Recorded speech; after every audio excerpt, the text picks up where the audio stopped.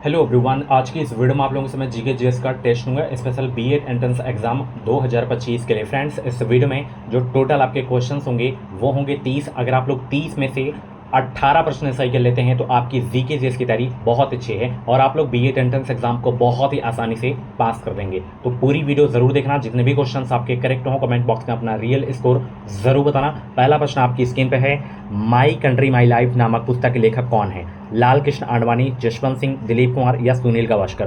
पहले प्रश्न का जवाब देने का प्रयास करेंगे। माई कंट्री माई लाइफ नामक पुस्तक के लेखक कौन है? तो इस पुस्तक के लेखक हैं लाल कृष्ण आडवाणी। पहले प्रश्न का जो करेक्ट आंसर होगा ऑप्शन ए हो जाएगा। ठीक है। बंगाल विभाजन को ब्रिटिश सरकार ने किस वर्ष रद्द किया था? 1907, 1911, 1917 या 1921? सभी लोग जवाब देंगे। बंगाल विभाजन को ब्रिटिश सरकार ने किस वर्ष रद्द किया था? 1911 में। ऑप्शन सी आपका बिल्कुल करेक्ट हो जाएगा। भारत में पहली बोलती फिल्म थी कौन सी? राजा हरिश्चंद्र, चंडीदास, आलामारा या झांसी की रानी? बताएंगे भारत में पहली बोलती फिल्म थी कौन सी?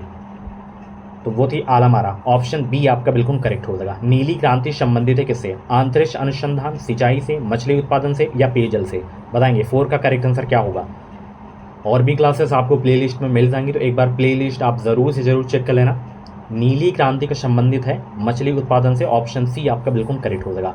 भारत का सर्वाधिक विदेशी व्यापार है किसके साथ? जापान के साथ, जर्मनी के साथ, यूएसए के साथ या यूके के साथ? बताइए भारत का सर्वाधिक विदेशी व्यापार किसके साथ है, किस देश के साथ है? तो भारत का सर्वाधिक विदेशी व्यापार है यूएसए के साथ, अमेरिका। ऑप्शन सी आपका बिल्कुल करेक्ट होगा। विश्व का सर्वाधिक नगरीकृत देश कौन सा है? Japan, Germany, Singapore, Israel?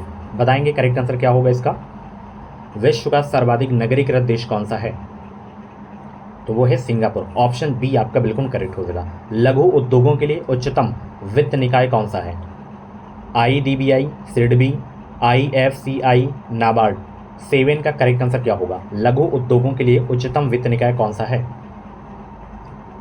तो वो है सिडबी। ऑप्शन बी करेक्ट हो जाएगा। नेक्स्ट क्वेश्चन, पुराने श्याम प्रदेश का नया नाम क्या है? म्यांमार, फिलीपींस, थाईलैंड या कंबोडिया? 8 का जवाब दीजिए सब लोग। पुराने श्याम प्रदेश का नया नाम क्या है? थाईलैंड है। ऑप्शन बी करेक्ट हो जाएगा। महान कवि अमीर खुसरो का जन्म स्थान कौन सा है? पटियाली एटा, कानपुर, तेहरान या लाहौर? 9 का जवाब दीजिए सब लोग। और वीडियो को लाइक कर दो सब लोग, शेयर भी कर दो। और बेहतरीन अगर साथ अगर आपको बीएड एग्जाम को पास करना है तो अभी कभी एजुकेशन मिसाइल यूट्यूब चैनल को सब्सक्राइब करके बगल में बेल आइकन को ऑल पे ज़रूर से प्रेस कर लेना। अमीर खुसरो का जो जन्म स्थान है पटियाली एटा है। पहला ऑप्शन बिल्कुल करेक्ट हो जाएगा। नेक्स्ट क्वेश्चन, बॉक्साइट निम्नलिखित धातु में से एक धातु का एस्क है, वह धातु कौन सी है? एल्युमिनियम, टिन, सिल्वर या स्टील? 10 का जवाब दीजिए सब लोग। बॉक्साइट निम्नलिखित धातु में से किस एक धातु का एस्क है? एल्युमिनियम का है। ऑप्शन पहला बिल्कुल करेक्ट हो जाएगा। भारतीय संविधान में कितनी अनुसूचियाँ हैं? 9, 11, 10 या 12? बताइए भारतीय संविधान में कुल कितनी अनुसूचियाँ हैं? 11 का करेक्ट आंसर क्या होगा? तो 12 अनुसूचियाँ हैं टोटल। ऑप्शन डी करेक्ट हो जाएगा। भारतीय संविधान अपनाया गया था कब? 26 जनवरी 1950, 26 जनवरी 1949 या 26 जनवरी 1950 या 26 नवंबर 1949 या 31 दिसंबर 1949? बताइए भारतीय संविधान अपनाया गया था कब? तो ये अपनाया गया था 26 नवंबर 1949 को। ऑप्शन सी करेक्ट होगा। एक न्यूक्लियर रिएक्टर में निम्नलिखित में से किस जो है एक ईंधन के रूप में प्रयोग किया जाता है? एक बार फिर से क्वेश्चन रिपीट कर रहा हूँ। एक न्यूक्लियर रिएक्टर में निम्नलिखित में से एक ईंधन के रूप में प्रयोग किया जाता है किसका? कोयला, रेडियम, यूरेनियम, डीजल? 13 का करेक्ट आंसर क्या होगा? जवाब दीजिए सब लोग। यूरेनियम का प्रयोग किया जाता है। ऑप्शन बी आपका बिल्कुल करेक्ट हो जाएगा।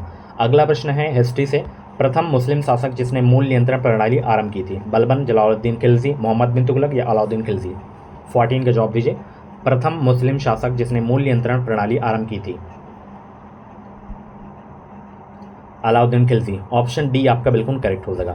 तानसेन जो एक महान संगीतकार थे, दरबारी थे किसके? अकबर के, राणा कुंभा, कृष्णदेवराय या बहादुर शाह के? 15 का जवाब दीजिए सब लोग। तो तानसेन अकबर के दरबारी थे। ऑप्शन पहला आपका बिल्कुल करेक्ट हो जाएगा। निम्नलिखित में से किसने तीनों गोलमेज सम्मेलनों में भाग लिया था? जवाहरलाल नेहरू, डॉक्टर अंबेडकर जी या वल्लभ भाई पटेल या डॉक्टर राजेंद्र प्रसाद? बताएंगे सब लोग करेक्ट आंसर क्या हो जाएगा। निम्नलिखित में से किसने तीनों गोलमेज सम्मेलन में भाग लिए? वो डॉक्टर बी आर अम्बेडकर थे। ठीक है। बी ऑप्शन बिल्कुल करेक्ट होगा। राष्ट्रीय शक्कर संस्थान कहाँ स्थापित किया गया है? कानपुर में, लखनऊ में, नई दिल्ली में या गजरौला में? बताइए, राष्ट्रीय शक्कर संस्थान कहाँ स्थापित किया गया है? कानपुर में। पहला ऑप्शन बिल्कुल करेक्ट हो जाएगा। अगला प्रश्न आपकी स्क्रीन पे है। एक राष्ट्रीय नेता जिनका जन्मदिन राष्ट्रीय शिक्षा दिवस के रूप में हर वर्ष 11 नवंबर को मनाया जाता है, उनका नाम क्या है? बताइए उनका नाम क्या है? मौलाना अबुल कलाम आज़ाद। ठीक है, ऑप्शन यहाँ पे आपका सी वाला बिल्कुल करेक्ट हो जाएगा। ठीक है, चलिए, नागार्जुन सागर बांध का निर्माण किस नदी पर किया गया है? कावेरी, कृष्णा, गोदावरी या सिंधु नदी?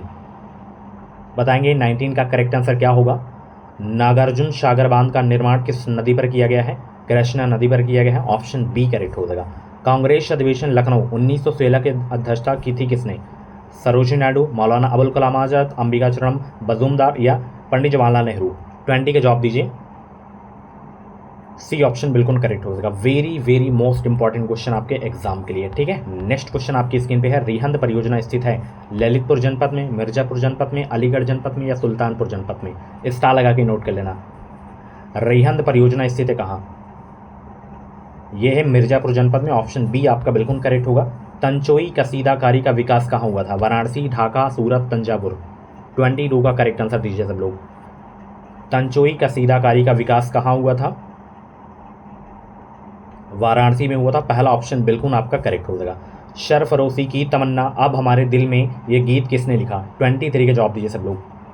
Very very most important question आपके एग्जाम के लिए। और भी क्लासेस अगर आप लोगों को देखनी है तो आप प्लेलिस्ट में जाके देख सकते हो। प्लेलिस्ट में आपको हर एक सब्जेक्ट की क्लासेस मिल जाएंगी।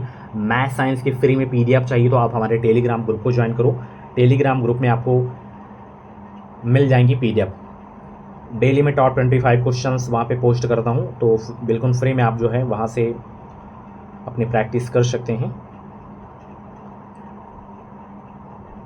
तो 23 का करेक्ट आंसर दीजिए सब लोग। इसका करेक्ट आंसर क्या होगा?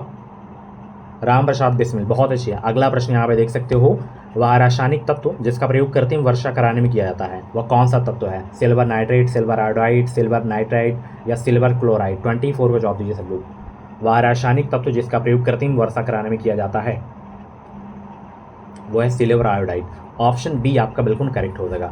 निम्नलिखित तत्वों में से कौन सा तत्व मानव शरीर में सबसे कठोर तत्व है? हड्डी, नाखून, इनमें से कोई नहीं या इनेमिल? तो मानव शरीर में जो सबसे कठोर तत्व है वो है दांत का इनेमिल। बी ऑप्शन बिल्कुल करेक्ट होगा। कृषिगत आय कर राजस्व स्रोत है केंद्र सरकार का, राज्य सरकार का, क्षेत्रीय प्रशासन का या केंद्र एवं राज्य सरकार दोनों का? बताइए करेक्ट आंसर क्या होगा।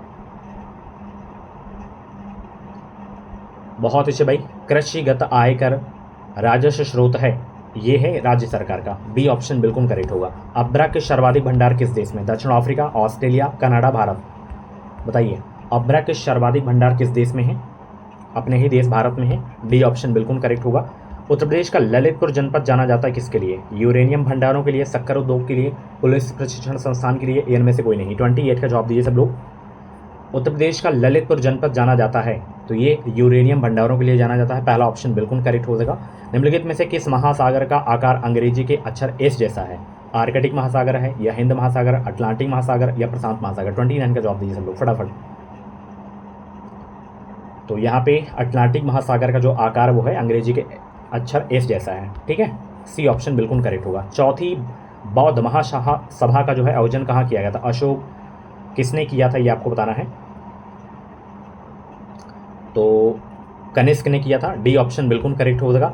ये आप लोगों के लिए होमवर्क है। लोधी वंश का अंतिम शासक कौन था? जो भी लोधी वंश का अंतिम शासक था उसका नाम कमेंट बॉक्स में जरूर बताना आप लोग। बाकी 30 प्रश्न में से जितने भी प्रश्न आपके सही हुए हों कमेंट बॉक्स में अपना फीडबैक जरूर देना, अपना स्कोर भी जरूर बताना। बाकी ये मिनी वीडियो कैसी लगी अपना जो है स्कोर ज़रूर बताना।